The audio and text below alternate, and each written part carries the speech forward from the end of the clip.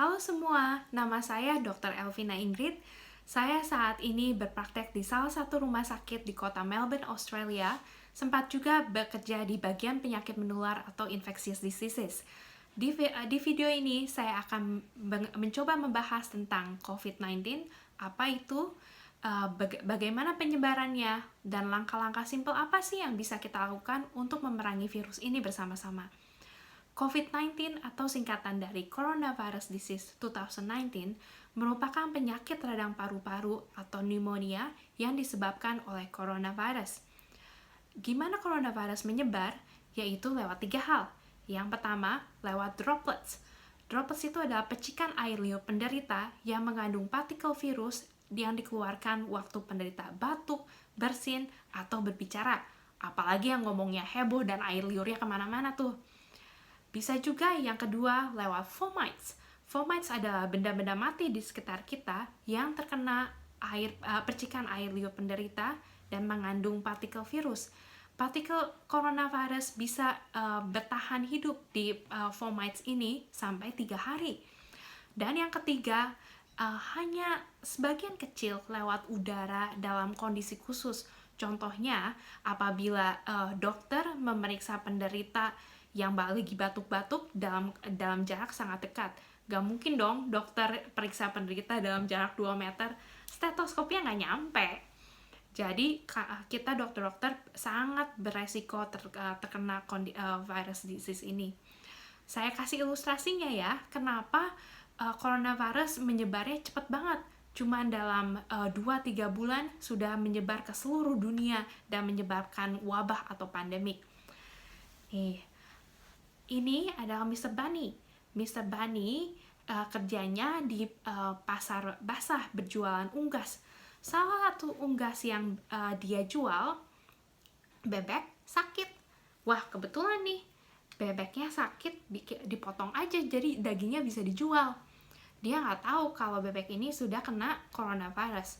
Dan waktu dia potong bebeknya, partikel virus nempel di tangannya. Waktu dia kucek-kucek mata, pegang hidung, atau pegang mulut, Mr. Bunny udah ketularan coronavirus. Gejala awalnya itu simple banget, kayak demam-demam, meriang-meriang biasa, lemas, batuk, kurang nafsu makan, nyeri-nyeri sendi atau encok. Jadi dipikir, ini masuk angin biasa. Dia tetap jualan di pasar. Salah satu pelanggannya, Mr. Bear, datang buat membeli daging bebek yang terkontaminasi. Jadi Mr. Bunny dalam 15 menit saja Papa Bear udah bisa ketularan. Lewat apa?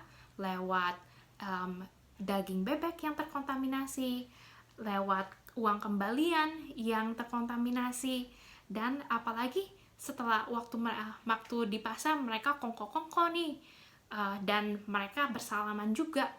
Jadi Papa Bear udah ketularan.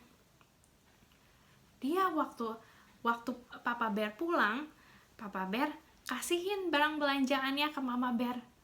Dan abis itu cipika-cipiki. Nah, Mama Bear bisa ketularan deh. Nah, abis itu Papa Bear peluk babynya. Baby Bear bisa juga ketularan. Nah, nggak cukup itu aja. Waktu Papa Bear pulang dari pasar, dia mampir dulu ketemu sama selingkuhan. Nah, selingkuhannya kena juga deh. Nih, lihat coba. Dari 1 orang penderita, dalam beberapa jam saja, sudah bisa menulari 1, 2, 3, 4 orang penderita. Dan 4 orang penderita ini masing-masing bisa menulari 4 penderita lainnya. Dan 4 penderita lainnya masing-masing bisa menulari 4 penderita lainnya. Udah kayak macam piramida multi level marketing aja tuh, nggak habis-habis. Nah, dari seluruh penderita ini ada beberapa orang yang beresiko tinggi, alias kalau kena bisa parah sekali sampai gagal nafas dan meninggal. Saya akan buat video tersendiri membahas tentang kenapa sih dan siapa saja yang rentan terkena dan bagaimana dengan anak-anak. Oke. Nah, sekarang hal-hal simpel apa sih yang bisa kita lakukan untuk memutus mata rantai penularan COVID-19? Yang paling penting, adalah melakukan social distancing, alias di rumah aja. Coba, kalau Mr. Bunny nggak keluar rumah, dia nggak bakal menulari pelanggan-pelanggan dia di market. Kalau Mr. Bear nggak ke market, dia nggak bakal ketularan. Dan saat ini bukan saatnya untuk kumpul-kumpul arisan, kumpul-kumpul beribadah, menengok orang sakit, menghadiri pernikahan, atau melayat orang yang meninggal. Ingat, cukup satu orang sakit aja di ruangan tertutup, dalam 2 jam orang tersebut bisa menulari seluruh peserta di ruangan. Ingat tentang droplets, tentang fomites yang tadi saya ceritain? Terus jadi gimana dong? Apa kita harus depresi, diem di rumah aja? Nggak juga, kita harus merubah cara kita bergaul. Yuk belajar gunakan internet, belajar gimana caranya video call atau group call. Nggak ada tuh data kalau virus ini bisa nular lewat internet. Mungkin ada juga yang berpikir kalau Mr. Bunny nggak jualan, dia nggak akan dapat uang.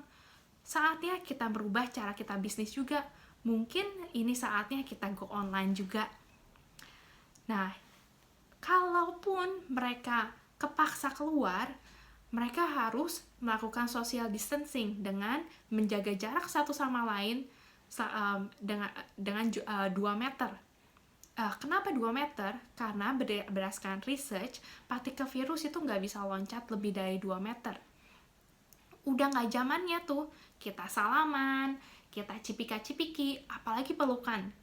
Udah nggak zamannya lagi deh. Nah, yang penting juga kita bisa, kalau kita sakit, kita harus punya cough etiquette atau etiket batuk yang baik. Kalau batuk bersin, jangan batuk atau bersin ke tangan, tapi batuk dan bersinlah ke siku, seperti ini. Kenapa ke siku? Karena logikanya simple ya, kalau kita batuk ke tangan, kita bakal tangan kita sering banget memegang benda-benda lainnya, dan benda-benda tersebut bisa ketularan jadi fomites, ketularan virus yang kita punya. Atau bisa juga kita batuk ke tisu dan habis itu langsung dibuang dan langsung cuci tangan. Nah, kalau batuk kita harus pakai masker. Dan masker itu sebenarnya untuk orang yang sakit, untuk meminimalisir penularan droplets lewat udara. Orang sehat nggak butuh masker. Saya akan bahas ini di video selanjutnya dengan lebih detail. Saya juga akan membuat video tentang bagaimana cara mencuci tangan yang baik dan benar. Cuci tangan pakai air dan sabun. Kalau pakai hand sanitizer, itu kalau kepepet aja, kalau air dan sabun tidak tersedia. Kita juga bisa membersihkan benda-benda yang sering kita pegang, contohnya handphone dan benda-benda lainnya di sekitar rumah, seperti saklar lampu atau remote TV. Dan sebisa mungkin hindari memegang muka kita, apalagi memegang mata, hidung, atau mulut, karena mata, hidung, mulut adalah point of entry virus bisa masuk ke tubuh kita. Oke. Ada harapan kita dalam memerangi COVID-19 ini, kita bisa, tapi butuh kerjasama dari semua pihak. Yuk, di rumah aja, etiket batuk yang baik, cuci tangan, dan bersihkan barang-barang di sekitar kita, hindari pegang muka. Oke? Terima kasih sudah menonton. Kalau berguna, silakan di-share ke teman-teman dan keluarga-keluarga yang lain. Kalau ada tanggapan, sanggahan, atau pertanyaan, atau usulan topik untuk saya buat video selanjutnya, silahkan email saya di elvinaingrid@gmail.com. Terima kasih telah menonton.